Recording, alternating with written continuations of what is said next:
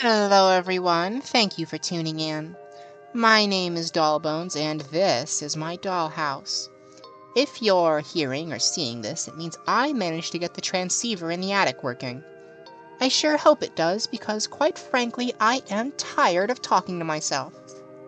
The dollhouse that I reside in, though homey in appearance, is really more of a prison. I can't seem to get out. The exterior doors have no knobs and the windows don't open. And I'm afraid my porcelain body is just a bit too weak to smash through them.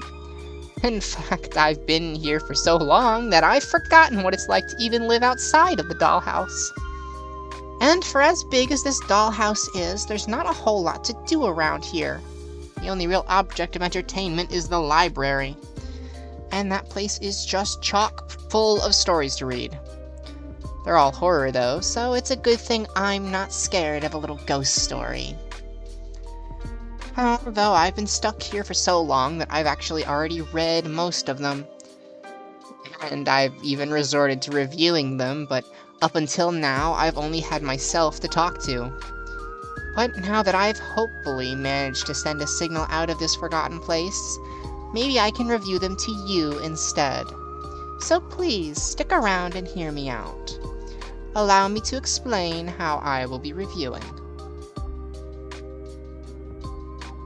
The system I use for reviewing creepypastas is really quite easy to understand. I rate stories based on 4 categories.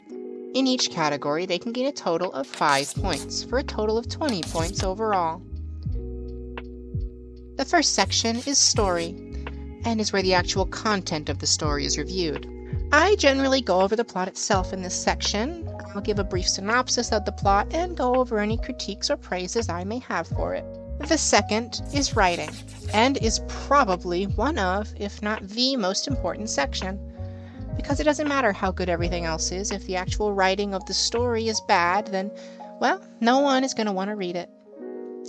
This section is used to judge the actual construction of the story itself, its structure, pacing, grammar, spelling. The third section is characters, and while this one may overlap with the story section just a bit, I think it's important to give it its own category in the spotlight.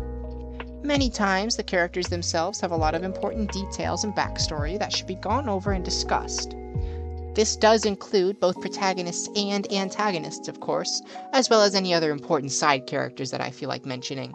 In this section, we'll discuss whether the characters remain consistent, have good development, believable motivations, all the things that go into creating a really strong and good character. Now, the fourth and final section is probably my favorite. Creep factor. This is where I'll give my thoughts on how scary or creepy a story was. Of course, by the sheer nature of it, this section will end up being the most subjective of them all, as what scares me might not scare you, and vice versa. Oh, and I also like to award bonus points based on extra credit. Things like picture, videos, audio, anything that's supplied to the story to really add to the immersion of it all.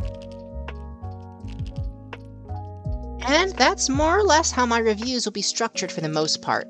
Story, writing, characters, and creep factor, with maybe some bonus points awarded for extra credit. Well, there's really not much else to say.